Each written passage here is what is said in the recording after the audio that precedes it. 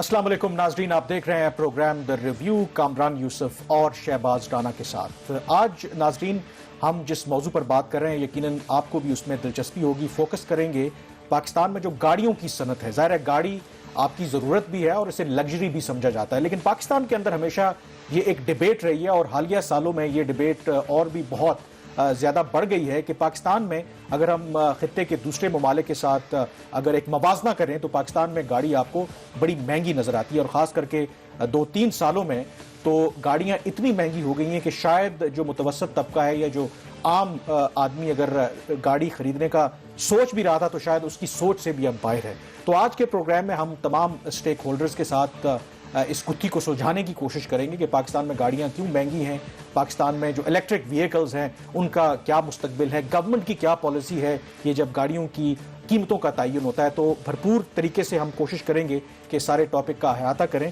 और शहबाज, मेरे ख्याल में सबसे ज़्यादा इंपॉर्टेंट जो चीज़ है, क्योंकि परसेप्शन हमारे यहाँ यही है कि हमारे यहाँ गाड़ी बड़ी महंगी है, ना सिर्फ नई गाड़ी बल्कि ये हकीकत भी है कि जो 20 साल पुरानी गाड़ी है वो भी अगर आप खरीदने जाएं तो उसकी भी कीमतें आसमान से बातें करती हैं। हालांकि तरक्की याफ्ता ममालिक में अगर आप जाएं तो वहाँ पे जो पुरानी गाड़ी है उसको जान छुड़ाना आपके लिए एक बहुत बड़ा अजाब बन जाता है। तो मुझे सबसे पहले ये बताएं, इस हफ्ते जो कौमी असम्बली की कायमा कमेटी है सेनेट पे, इसके ऊपर डिबेट भी हुई है।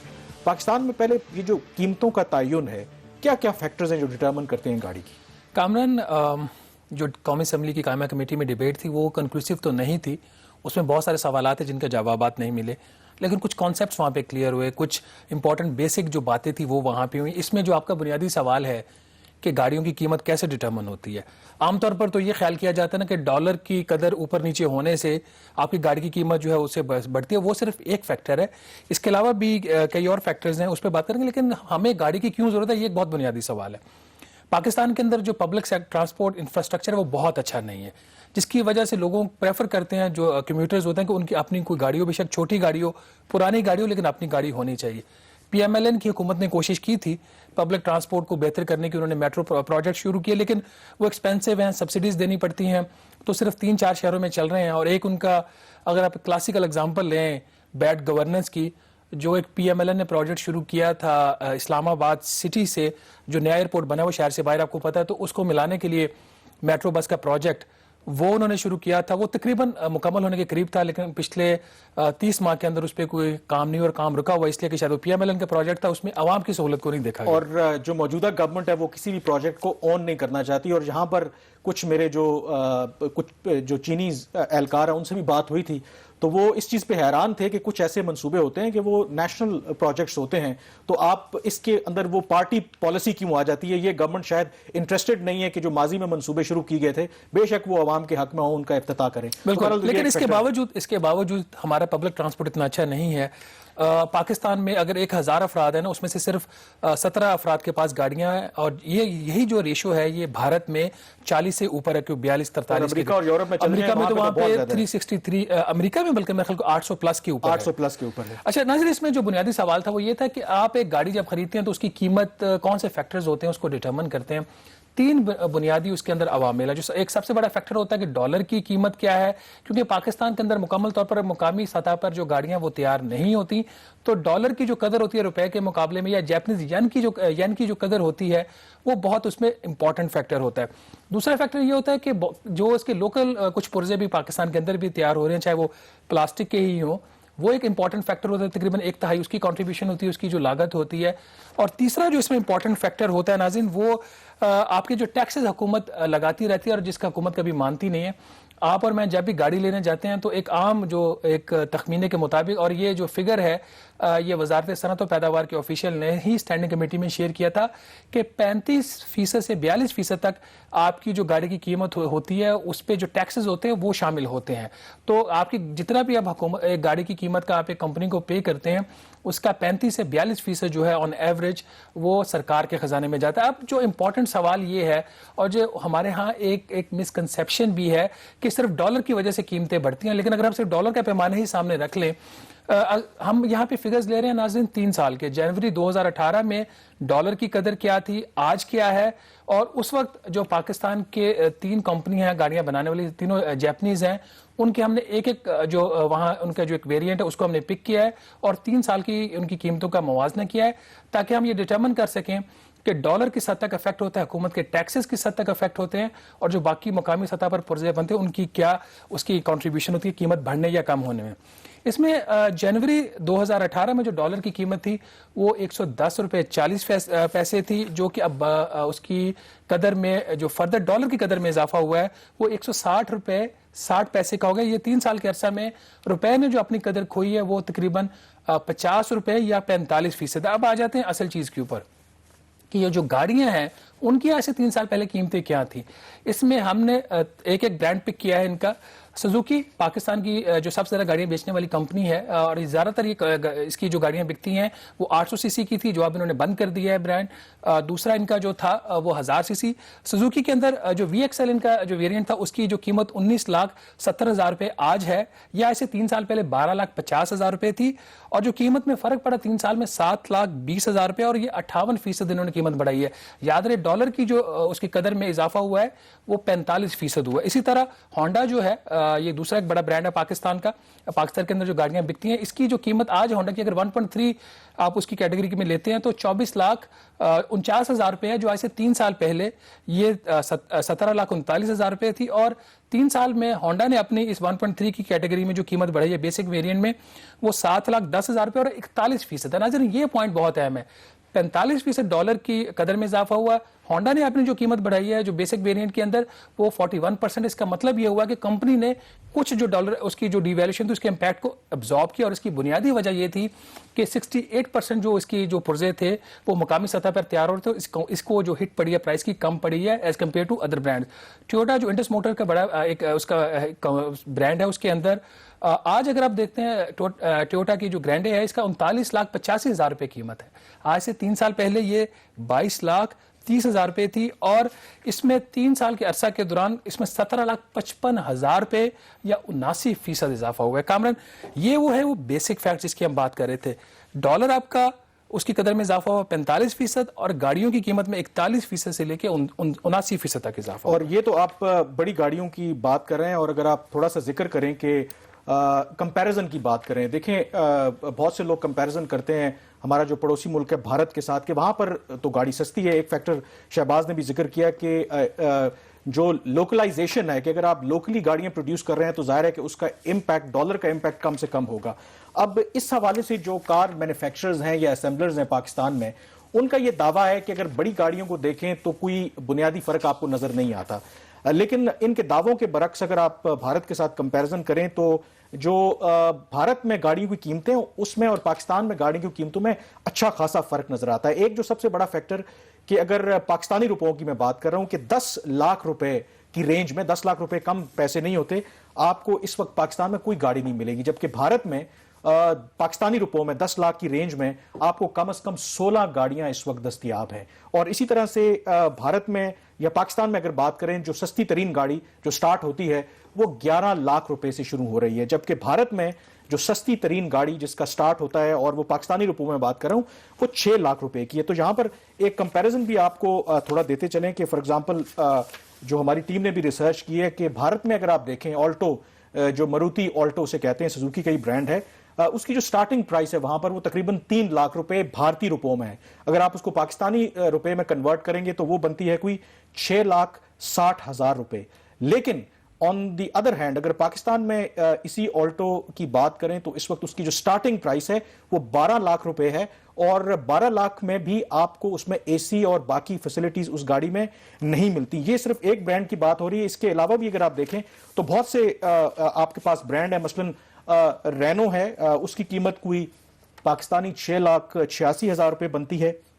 اسی طرح سے ڈاٹسن کی ایک گاڑی ہے وہ بھی اسی رینج میں آتی ہے, وہ 6,22,000 روپے میں پاکستانی روپوں میں آپ کو مل سکتی ہے. پاکستان میں آپ اس کا تصور بھی نہیں کر سکتے. ایک اور جو فیکٹر بڑا ضروری ہے, یہ تو گاڑیوں کا کمپیریزن کیا جو بھارت میں اس وقت آپ کو ماڈلز مل رہے ہیں وہ لیٹسٹ ماڈل کی گاڑیاں آپ کو نظر آئیں گی. وہاں پر پاکستان میں پرانے جنریشنز کی گاڑیاں, ایک اس کی ایگزامپل آپ کو چھوٹی سی دیتے ہیں کہ پاکستان میں اس وقت جو سزوکی سوئفٹ ہے وہ سیکنڈ جنریشن اس وقت آپ کو اویلیبل ہے, اور اس کی جو پرائس ہے سٹارٹنگ پرائس وہ 20,30,000 سے شروع ہوتی ہے.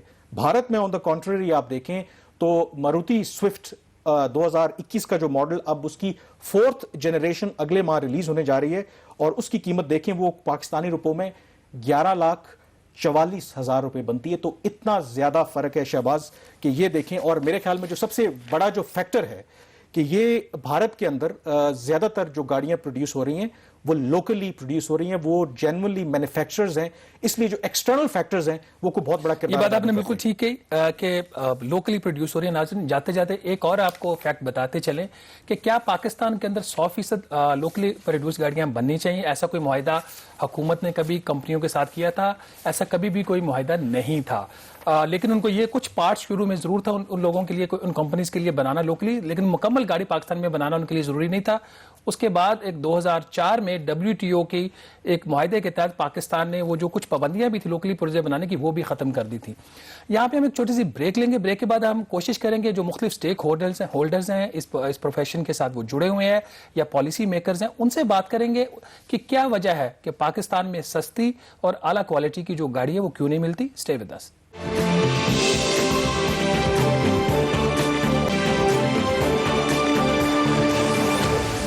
जी, प्रोग्राम द रिव्यू में एक दफा फिर आपको खुशामदीद कहते हैं। आज हम फोकस कर रहे हैं पाकिस्तान में जो गाड़ियों की सनत है, और एक सवाल जो तमाम लोग करते हैं कि पाकिस्तान में गाड़ी क्यों महंगी है, उन वजूहात की जानने की को हम कोशिश कर रहे हैं। हमारे साथ एक पूरा पैनल मौजूद है। हमें लाहौर स्टूडियो से ज्वाइन कर रहे हैं सुनील मंच साहब, ये को फाउंडर हैं पाक व्हील्स के, एक लीडिंग ऑनलाइन प्लेटफॉर्म है जहां पर आप गाड़ी बेच भी सकते हैं, खरीद भी सकते हैं और बाकी जो मालूमात हैं वो भी ले सकते हैं। उनके साथ मौजूद हैं अली परवेज मलिक साहब, ये मेंबर हैं कौमी असम्बली के और कायमा कमेटी बराए फाइनेंस के मेंबर हैं, क्योंकि कुछ रोज पहले गाड़ियों के हवाले से वहां पर डिस्कशन भी हुई। और हमारे साथ इंजीनियर आसिम अयाज साहब स्काइप पर मौजूद हैं, ये डायरेक्टर हैं auto policy engineering development board, ministry of industries में। तो आप तीनों मेहमानों का बहुत शुक्रिया प्रोग्राम में तशरीफ लाने के लिए। और आपको ये भी बताते चलें कि हमने कोशिश की कि जो कार मैन्युफैक्चरर्स हैं, जो उनकी एसोसिएशन है, उनकी तरफ से भी कोई रिप्रेजेंटेटिव आए और अपना नुक्ता नजर बयान करे। हमने रिपीटेड रिमाइंडर्स भी भेजे, रिक्वेस्ट भी की उनको, लेकिन उनकी तरफ से कोई भी नुमाइंदा इस प्रोग्राम में शिरकत नहीं करना चाहता था। बहरहाल ये उनकी सवाबदीद है। तो आगाज हम सुनील मंच साहब से करना चाहेंगे। सुनील मंच साहब, परसेप्शन पाकिस्तान के अंदर यही है कि पाकिस्तान में गाड़ी महंगी है, और महंगी भी है, और उसके साथ साथ हमारे यहाँ जो सेफ्टी फीचर्स हैं वो भी दुनिया में बाकी जो ब्रांड्स हैं उस पर भी कॉम्प्रोमाइज किया जाता है। तो आप इस बात से एग्री करते हैं कि पाकिस्तान में ये दोनों चीजों का फुकदान है, गाड़ी महंगी भी है और सेफ्टी फीचर्स भी नहीं है? जी, मेरे ख्याल से गाड़ी पाकिस्तान में महंगी है, और महंगी खाली अगर हम आइसोलेशन में देखें वर्ड तो गलत होगा, बिकॉज कंज्यूमर हर चीज़ को, आप कोई भी प्रोडक्ट लेने जाएं तो कंज्यूमर हमेशा जो है वो कहता है कि यार ये महंगी है और वो चाहता है कि उसे कम से कम प्राइस मिले। बट एक और टर्म होती है वैल्यू टू मनी। सो मेरे ख्याल से जो पाकिस्तानी गाड़ियाँ हैं वो वैल्यू टू मनी नहीं है, बिकॉज उनके अंदर जितना पैसा आप खर्चते हैं ऑब्वियसली, क्योंकि काफ़ी ज़्यादा जो पोर्शन है वो इंपोर्टेड होता है, सो इसलिए वो जब आपकी फॉरेन करेंसी ऊपर जाती है वो महंगी हो जाती है और कंज्यूमर को लगता है कि बहुत महंगी है। बट जो रियल टेस्ट है मेरा ख्याल है वो वैल्यू टू मनी इसलिए नहीं है कि उनके अंदर सेफ्टी फीचर्स नहीं है, सिक्योरिटी फीचर्स नहीं है, और बहुत से ऐसे फीचर जो दुनिया के किसी भी मुल्क में बगैर उसके गाड़ी नहीं बन सकती, पाकिस्तान में वो कंज्यूमर को जो है लग्जरी के नाम पे दिए जा रहे हैं और उनके लिए ओवर प्राइस भी किया जाता है। और मेरा ख्याल है उसमें सबसे इंपॉर्टेंट अमर इस चीज़ का है कि जितने ऑटो मैन्युफैक्चरर हैं उनको जो गवर्न करने के लिए कोई ऐसी सेफ्टी पॉलिसी या सेफ्टी स्टैंडर्ड जो है वो पाकिस्तान में अभी तक एग्जिस्ट नहीं करते। उस पर काम हो रहा है, आसिफ साहब भी आपके साथ ज्वाइन किए हुए, मेरे ज़्यादा बेहतर जानते हैं और बता सकते हैं आपको। लेकिन मेरे ख्याल से अभी अगर देखा जाए तो यस, गाड़ियाँ महंगी हैं, और ना सिर्फ महंगी हैं बल्कि महंगी होने के साथ साथ उनमें वो फीचर्स नहीं हैं जो कि आपके एक कंपैरेटिव मार्केट के अंदर होने चाहिए। अच्छा, अली परवेज साहब, आप अवामी नुमाइंदे भी हैं, आपने पिछले दिनों इस इशू को पार्लियामेंट के फोरम पे भी टेकअप किया था। क्या जरूरत आपको महसूस हुई थी कि आप ये जो गाड़ियों का मसला है ये स्टैंडिंग कमेटी में लेके जाए और वहां पे डिस्कस करें? और जो बात अभी सुनील साहब भी कर रहे थे, कोई पॉलिसी नहीं है सेफ्टी की और सिक्योरिटी की, इस हवाले से पार्लियामेंट का और पार्लियामेंटेरियंस का क्या रोल रहा है पिछले 20 सालों में? बिस्मिल्लाहिर्रहमानिर्रहीम। बहुत शुक्रिया राना साहब, आपने अपने प्रोग्राम में याद किया। देखिए, मैं आपके सवाल का जवाब देने से पहले ना आपको सिर्फ ये गुजारिश करूंगा, मैं खुद इंडस्ट्री से बिलोंग करता हूं, तो जो हुकूमत की फ़िलासफ़ी और स्ट्रेटजी है कि हमें मेड इन पाकिस्तान फ़िलासफ़ी को पुश करना है, मैं इसको फुली ओन करता हूं। पर इसके साथ साथ जो बुनियादी चीज़ हमें समझने की ज़रूरत है वो ये है कि इंडस्ट्री को प्रोटेक्ट करना और एक कंड्यूसिव इन्वायरमेंट प्रोवाइड करने के साथ साथ एक फ़ाइन बैलेंस होता है कि आपने कंज्यूमर वेलफेयर को भी प्रोटेक्ट करना है। तो जब आप دیکھتے ہیں جو پاکستان کی جو انڈسٹریل لینڈسکیپ ہے یا آٹو پالیسی جو آپ کو نظر آتی ہے، اس کے اندر فیو پلیئرز آپ کو نظر آتے ہیں. وہ پچھلے چند سالوں کے اندر جب نئی آٹو پالیسی آئی ہے اس کے اندر نئے انٹرنس آئے ہیں، بٹ آج بھی وہ فیو ہیں. اسی لیے وہ آپ کو کارٹلائزیشن اور اس قسم کی چیزیں نظر آتی ہیں کہ وہاں پہ قیمتیں بھی زیادہ ہیں، آپ کو بکنگ کے بھی ڈیلیز ہیں، لوگوں کو وہ گاڑی کے جا کے پیسے جمع کراتے ہیں، 3 4 مہینے ان کو انتظار کرنا پڑتا ہے. اس کے ساتھ ساتھ آپ کو سپیکس بھی، جس کی طرف منچ صاحب نے اشارہ کیا کہ پرائس تو is just one part of the problem نا، آپ اس قیمت کے اندر کیا کیا ان کو آپشنز دے رہے ہیں وہ بھی بڑی ریسٹرکٹیو یا فیو نظر آتی ہیں. تو جو آپ کا سوال کہ اب اس کو ہمیں امپروو کس طرح کرنا ہے تاکہ ہم یہ تھوڑا سا بیلنس کنزیومر ویلفیئر کی طرف شفٹ کر سکیں، تو دیکھیں ران صاحب اس کے 2 ایسپیکٹس ہیں. ایک تو یہ ہے کہ آپ ایڈمنسٹریٹو سٹیپس کیا لے سکتے ہیں، جس کے اندر منسٹری آف انڈسٹریز بھی آ جاتی ہے، آپ کا انجینئرنگ ڈیولپمنٹ بورڈ بھی آ جاتا ہے، پر اس کے ساتھ ساتھ میرا خیال سے انڈسٹری کو تھوڑا سا پازیٹیو کمپٹیشن دینے کی بھی ضرورت ہے. پچھلے چند سالوں کے اندر ہم نے جو یوزڈ کارز کی جو امپورٹ تھی وہ اتنی کمبرسم بنا دی ہے کہ یہاں پہ کارٹلائزیشن آپ کو اپنی جو آٹو لینڈسکیپ کے اوپر نظر آتی ہے، تو اس کی وجہ سے کافی پرابلمز ہیں جن کو بہت اگریسیولی حل ہو جانا چاہیے تھا. شاید آپ کو جو مینوفیکچررز ہیں ان کی طرف سے یہ اتنی رسپانس پرومپٹلی ہوتی بھی نظر نہیں آتی. تو تھوڑا سا ان کو کمپٹیشن دیں. باقی جو انجینئرنگ ڈیولپمنٹ بورڈ کی آصف صاحب یہاں پہ تمام آپ نے ایشوز ہائی لائٹ کیے، اس پر بھی واپس آئیں گے، کیونکہ ظاہر ہے کہ جو شہباز نے بھی اوریجنل آپ سے سوال کیا کہ ایز اے پارلیمنٹیرین آپ کا رول بھی ہے، اور جو نئی آٹو پالیسی 2016 میں آئی تھی، ظاہر ہے کہ آپ کی گورنمنٹ لے کر آئی تھی، اس کا کیا نکلا اس پر بھی بات کریں. لیکن میں ڈسکشن میں عاصم ایاز صاحب کو شامل کروں گا. سب سے پہلے عاصم صاحب یہ بتائیں، آپ ڈائریکٹر آٹو پالیسی بھی ہیں انجینئرنگ ڈیولپمنٹ بورڈ میں، ایک تو آپ کے جو بھی ڈپارٹمنٹ اس کا کردار ہے کیا؟ دیکھیں سنیل منچ صاحب نے یہ کہا کہ ایک تو گاڑی مہنگی ہے، ایک ویلیو فار منی بھی نہیں ہے، مطلب اس کے اندر وہ سیفٹی فیچرز جتنے آپ پیسے دیتے ہیں ہونے چاہیے وہ نہیں ہیں. تو کیا گورنمنٹ جو ہے وہ بالکل ایک سائلنٹ سپیکٹیٹر ہے، کوئی اس کا کردار نہیں ہے کہ انشور کرے یہ تمام چیزیں؟ بسم اللہ الرحمن الرحیم. کافی انٹرسٹنگ گفتگو ہے، کافی لرنڈ پینلسٹ ہیں. میں اپنے محدود نالج میں آپ کو یہ جواب دینا چاہوں گا. ایسا ہے کہ جو پچھلی گورنمنٹ نے پالیسی اناؤنس کی، اس کو اس گورنمنٹ نے کنٹینیو کیا. اب آپ کہہ رہے ہیں کہ جی اس میں محدود ہے کمپٹیشن. علی صاحب ٹھیک کہہ رہے ہیں، فی الحال محدود اس لیے ہے کہ کمپنیز ٹیک آف کر رہی ہیں. لیکن اگر میں آپ کو نمبر بتاؤں تو 7 کمپنیاں ہیں جنہوں نے لائسنس ابھی تک انڈر دا نیو پالیسی لے لیا ہے. یہ اگر ہم کارز پہ رہیں تو 6 کمپنیز ہمارے پاس آلریڈی آ چکی ہیں، جس میں کیا، ہنڈائے، ماسٹر موٹرز، ایم جی ابھی سی بی یو کر رہا ہے لیکن لائسنس انہوں نے بھی لے لیا ہوا ہے، یونائٹیڈ ایک لوکل کار ہے، اور ڈی ایف ایس کے یا ریجنل کلامی ہوتی ہے جو اس پر بھی آئیں گے. میں سوال جو بنیادی آپ سے پوچھا تھا، یہ تو چلے نئے انٹرنٹس آ رہے ہیں وہ تو بات کی بات ہے کہ جو ایگزسٹنگ ہمارے پاس برانڈز موجود ہیں اس کے اندر وہ سیفٹی فیچرز کیوں نہیں ہیں اور گاڑی مہنگی کیوں ہے؟ اس حوالے سے کردار کیا ہے گورنمنٹ کا اور آپ کے ڈپارٹمنٹ کا؟ آپ کس طرح سے چیزیں مینج کرتے ہیں؟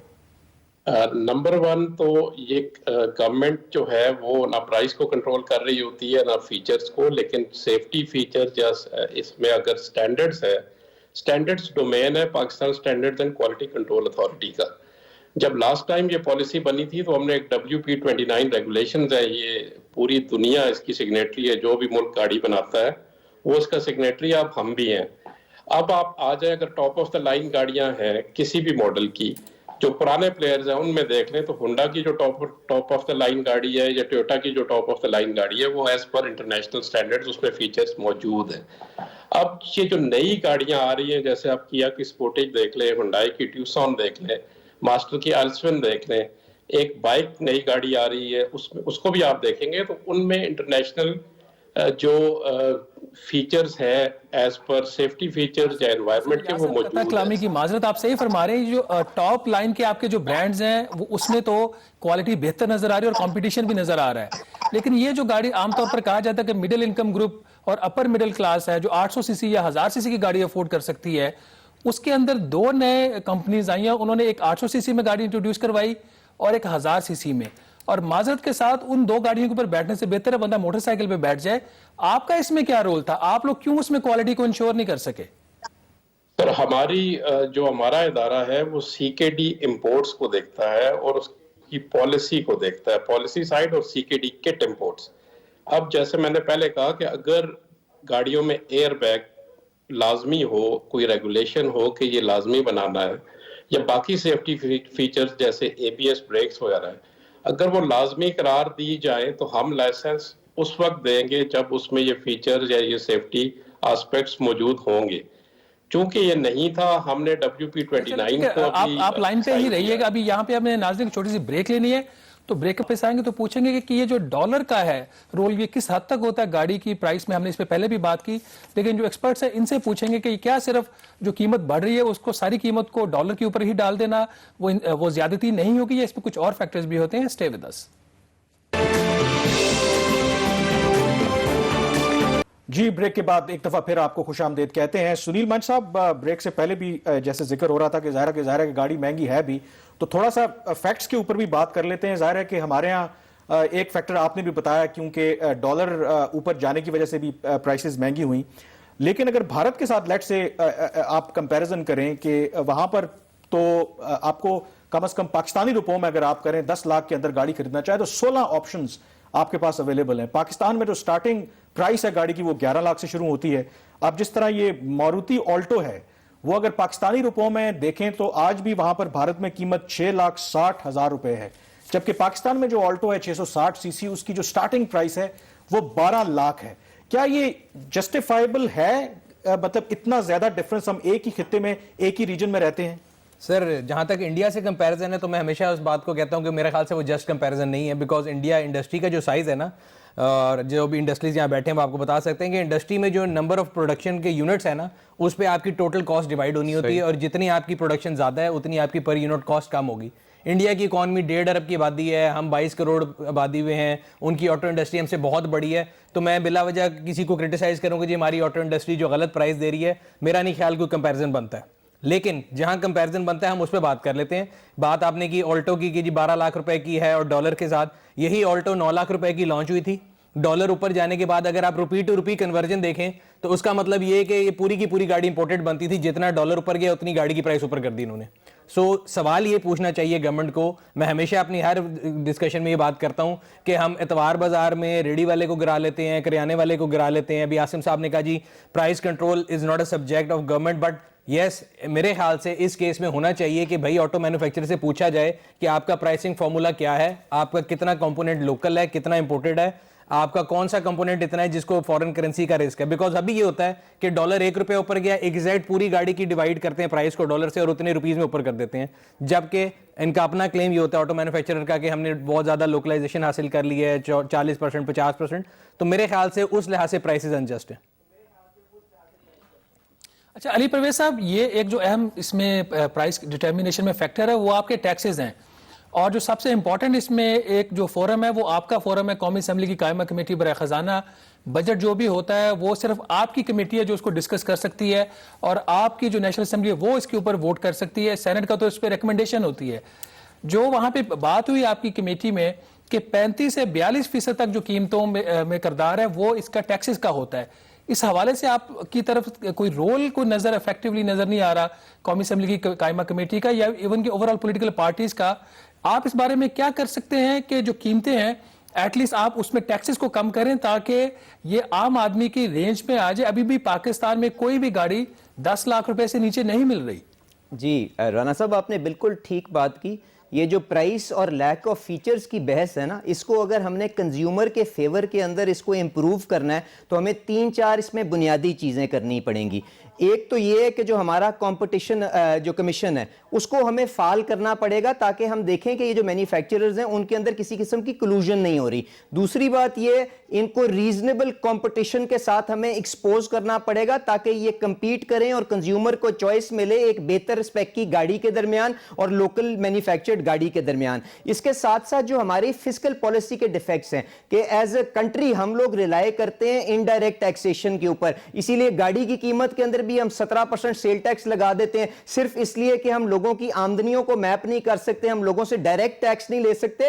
تو یہی وہ جرنی ہے جس کی طرف آپ نے اشارہ کیا, اور بالکل اس میں فائنانس کمیٹی کا بھی اپنا ایک رول ہے, اور اس کے ساتھ ساتھ بحیثیت قوم ہم سب کا کردار ہے کہ ہم لوگوں کی ٹیکسیشن نیٹ کے اندر لے کے ہیں تاکہ یہ چیز بہتر بہتر ہو سکے. اس کے ساتھ ساتھ جو چوتھی بات جو من صاحب نے بات کی کہ جی لوکلائزیشن کیونکہ موجود ہوتی ہے تو آپ کی روپی ٹو روپی ٹرانسلیشن نہیں ہونی چاہیے جب آپ کی کرنسی ڈپریشیٹ کرتی ہے. یہ بھی بالکل ٹھیک ان کی بات ہے, پر ایک جو معاملہ اس کی طرف من صاحب نے بھی اشارہ کیا کہ ہماری شاید جو آٹوموٹیو انڈسٹری ہے اس کا سائز بہت چھوٹا ہے. ہم 20,000 مہینے کی گاڑی بیچتے ہیں, جو اب پیچھے جو کرونا کی انوائرمنٹ آئی ہے اس کے اندر 15,000 مہینے کی والیوم کے اوپر جا چکی ہوئی ہے. جیسے جیسے یہ والیوم انکریز ہوگی اس کے ساتھ ایفیشنسیز بھی بہتر ہوں گی, اور جو عاصم صاحب جن کی طرف اشارہ کر رہے تھے کہ اور مینوفیکچررز بھی انوالو ہوں گے تو وہ وہاں پہ اپنا پازیٹیو رول ادا کر سکیں گے, جس کے لیے ہمیں اوورال جو میکرو اکنامک سچویشن ہے اس کو بہتر کرنا پڑے گا. اور وہ آپ جانتے ہیں اس کے اوپر فائنانس کمیٹی بھی اور باقی کے لوگ بھی اپنا رول ادا کرنے کی کوشش صاحب سے بھی میں یہی پوچھوں گا, یہ لوکلائزیشن کا بھی جو ایشو ہے,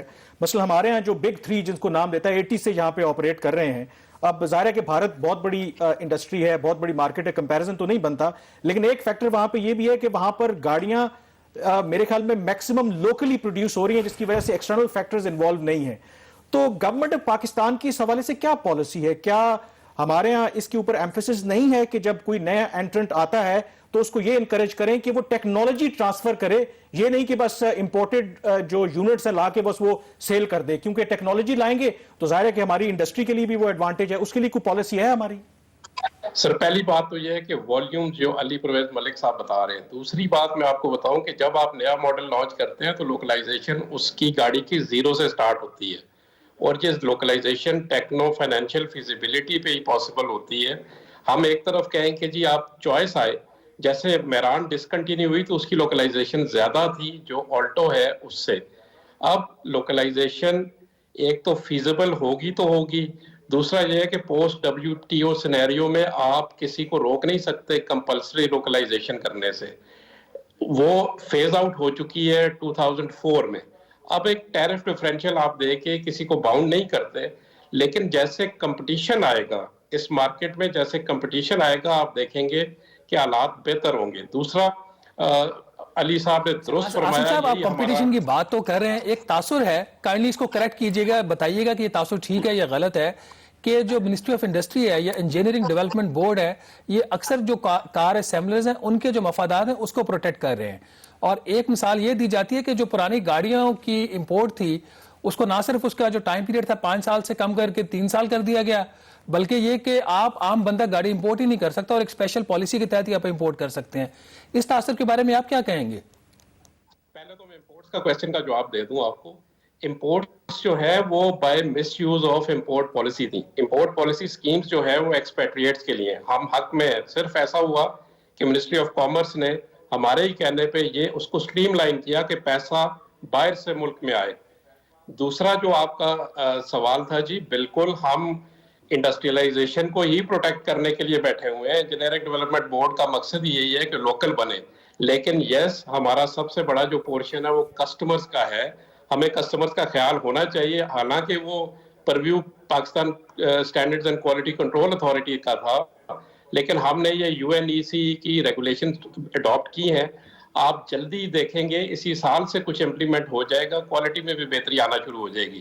اول تو وہ مارکیٹ میں صاحب آپ اس کو بالکل سٹریم لائن کریں, آپ جو پیسے ہیں وہ اکاؤنٹ میں لیں, اس میں پرابلم نہیں ہے. آپ عام بندے کو بغیر وہ جو آپ کی بیگیج کی سکیم ہے, ٹرانسفر آف ریزیڈنس کی ہے, اس کے بغیر آپ گاڑی کیوں نہیں امپورٹ کرنے دیتے؟ سر یہ دیکھیں جن ملکوں نے یہ سکیمیں چلائی ہیں, آسٹریلیا ہے, نیوزی لینڈ ہے, وہاں پہ دیکھیں آسٹریلیا میں وائپ آؤٹ ہو گئی ہے. جیسے آپ دیکھیں اگر بہت زیادہ والیوم والی ہماری مارکیٹ ہو تو اس کو یہ بھی کیا جا سکتا ہے کہ لوکل بھی بنے اور امپورٹ بھی ہوتی رہے. لیکن اگر آپ کی جو پچھلے سالوں میں آپ کو بتا دوں کہ جو امپورٹ کا پورشن تھا وہ 37% تھا of the total car sold in Pakistan. جب آپ نئی انڈسٹری کیوں لگے گی؟ ابھی اسی لیے لگے گی, اگر آپ اس کے ساتھ یوزڈ امپورٹس کو کھولیں گے تو اس کا فائدہ کیا ہوگا؟ آپ جاب ایکسپورٹ کر رہے ہوں گے, آپ اپنے ملک میں گاڑی بنائے, یہاں پہ لوگوں کو روزگار ملے گا, یہاں پہ کوالٹی کو بہتر کیا جائے. دوسرا یہ بھی ہے کہ جب آپ اگر امپورٹ بین کرتے ہیں تو پھر جو لوکل گاڑیاں آپ کی بنیں وہ اتنی اچھی گاڑیاں ہوں اور ان کی قیمت اتنی اچھی ہو کہ لوگوں کو ضرورت نہ پڑے. تو میں بریک پہ جانے سے پہلے سنیل صاحب سے یہ ضرور سوال کروں گا डू यू थिंक कि ये जो सेफ्टी फीचर्स की बात करें, लोगों में जो अवेयरनेस आई है, शायद ये पिछले सालों में जो इंपोर्ट पॉलिसी हमारी रिलैक्स थी, तो लोगों को अंदाजा हुआ कि यार हम तो पता नहीं कचरा चला रहे हैं, ये जो इंपोर्टेड गाड़ियां 5-5 साल पुरानी है, शायद वो 0 मीटर से लोकल जो प्रोड्यूस होती है उससे ज्यादा बेहतर हैं। इस वजह से जो लोकल हमारे मैन्युफैक्चरर्स हैं उनके ऊपर डिमांड बढ़ी कि आप सेफ्टी फीचर्स दें। डू यू थिंक ये complete import ban is a wise policy, या थोड़ा चेक होना चाहिए लोकल मैन्युफैक्चरर्स के ऊपर, कोई इंपोर्ट की ऐसी पॉलिसी होनी चाहिए? सर देखिए, इंपोर्ट की पॉलिसी तो प्रीडोमिनेटली हमेशा से यूज कार की इंपोर्ट जो एक्सपर्ट्स के लिए है, मेरे और आपके लिए नहीं थी। और मैं थोड़ा इसके अगेंस्ट इस सेंस में होता हूं कि अगर आप इसको खोलेंगे, आपने एग्जांपल अभी आपने इंडिया की दी थी, आप इंडिया को देख लें, 90s के दौर में इंडिया के अंदर सिर्फ आपको इंडिया की एक आधी गाड़ी मिलती थी और बाहर की इंपोर्ट कोई नहीं थी। और उन्होंने अपनी इंडस्ट्री को प्रोटेक्ट करके आज दुनिया के जितने बड़े ऑटो मैन्युफैक्चरर हैं, वो हार्ले डेविडसन हो या वो दुनिया की कोई भी कंपनी हो, वो इंडिया में गाड़ी प्रोड्यूस करते हैं। इनफैक्ट इंडिया से प्रोड्यूस करके एक्सपोर्ट करते हैं। हमारे मुल्क उनका में फायदा नहीं कि वहां पर आपको 5-6 लाख रुपए में पाकिस्तानी रुपयों में गाड़ी मिल जाती है। सर वॉल्यूम ज्यादा होगा ना, जब आप भी यहाँ पे एक्सपोर्ट के लिए गाड़ी बनाएंगे। मैन्युफैक्चरर है वो उसका एडवांटेज लेता है। मेरा यहाँ पे एक छोटी सी नाज़रीन ब्रेक ले लेते हैं। ब्रेक के बाद ये बात हम दोबारा पूछेंगे कि लोकल प्रोटेक्शन को हम दे रहे हैं, काइंड ऑफ प्रोटेक्शन, क्या वो प्रोटेक्शन अवाम को उसका कोई फायदा हो रहा है, या फिर 3 बड़े सरमायादार हैं पाकिस्तान, उनको इसका फायदा हो रहा है? Stay with us.